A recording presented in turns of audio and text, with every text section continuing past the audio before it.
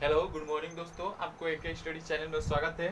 आइए हम देखते हैं इसमें वर्गमूल एवं घनमूल कैसे ज्ञात किया जाता है। ठीक है, सबसे पहले हम इसका परिचय करेंगे। तो देखिए, वर्गमूल इसका परिभाषा है, किसी दी गई संख्या का वर्गमूल वह संख्या होती है जिसका वर्ग करने पर मूल संख्या अर्थात पहले की जो संख्या होगी वो संख्या प्राप्त होती है।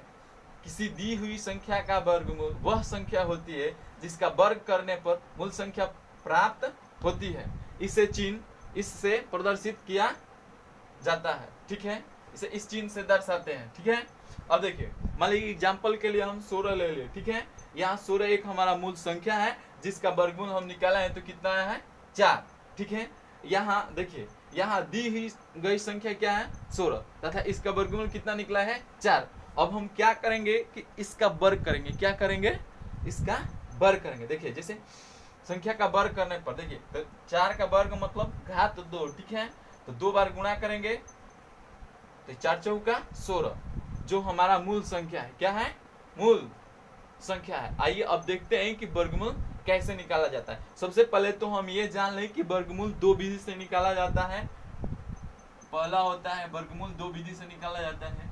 लिख लेते हैं वर्गमूल 2 विधि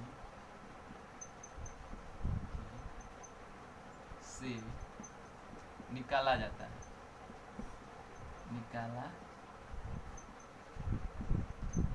है। उसमें पहला है गुणनखंड विधि।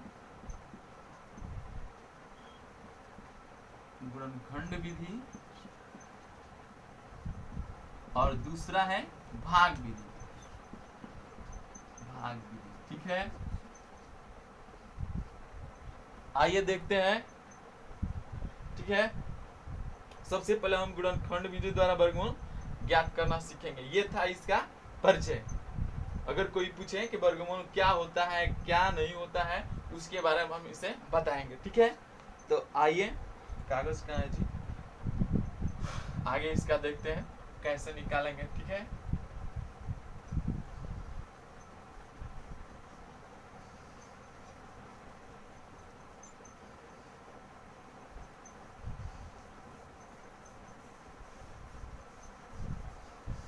एक मिनट तो चला गया मिटाने में। देखिए, तो हम गुणनखंड विधि से सीख रहे हैं। सबसे पहले गुणनखंड विधि द्वारा वर्गमूल ज्ञात करना। ठीक है,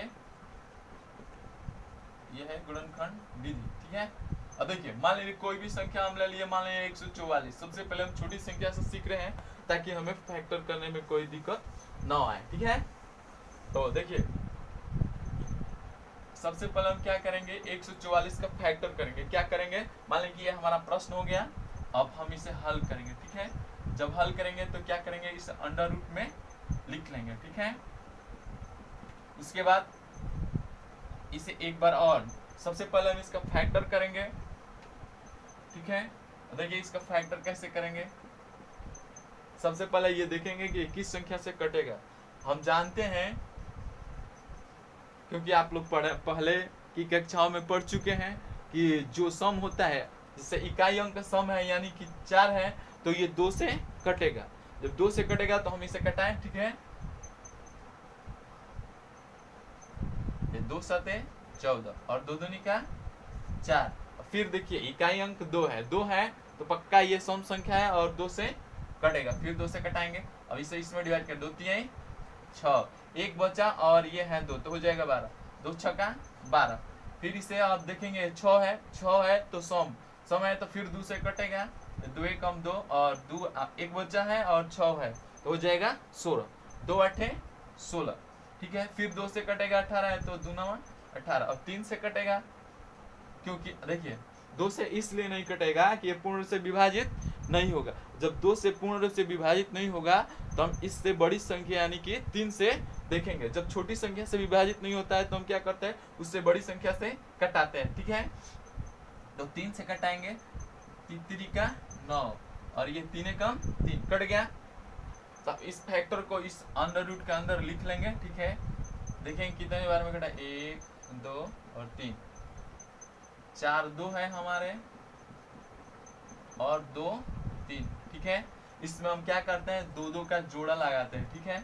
और इस 2 में से एक बाहर लेते हैं, ठीक है। इस 2 में से भी एक बाहर लेंगे और इस 2 में से भी एक बाहर लेंगे। तो देखिए 4 2 है तो 2 2 बाहर आया और 2 3 है तो 1 3 बाहर है। जो रूट के अंदर डबल रहता है उसे एक सिंगल बाहर निकलता है, ठीक है। अब इसका हम गुणा कर लेंगे, 2 दूनी का 4 और 4 3 12, ठीक है। अतः यह हमारा क्या हो गया, 144 का वर्गमूल हो गया, ठीक है। आइए एक और सवाल लेकर सीखते हैं। देखिए इसको मिटा देते हैं, या यहाँ देख लीजिए, दिखाई दे रहा है जी। देखिए मान लीजिए कि ये 256 हो गया, ठीक है। इसका हमें वर्गमूल ज्ञात करना है। तो सबसे पहले हम इसको हल करेंगे, इस अंडर रूट का अंदर लिखेंगे, ये 256 हो गया। इसके बाद इसका फैक्टर करेंगे, फैक्टर हम लोग कर ले रहे हैं यहाँ पे। देखिए फैक्टर कहाँ करें, यहाँ कर लेते हैं, फिर मिटा देंगे,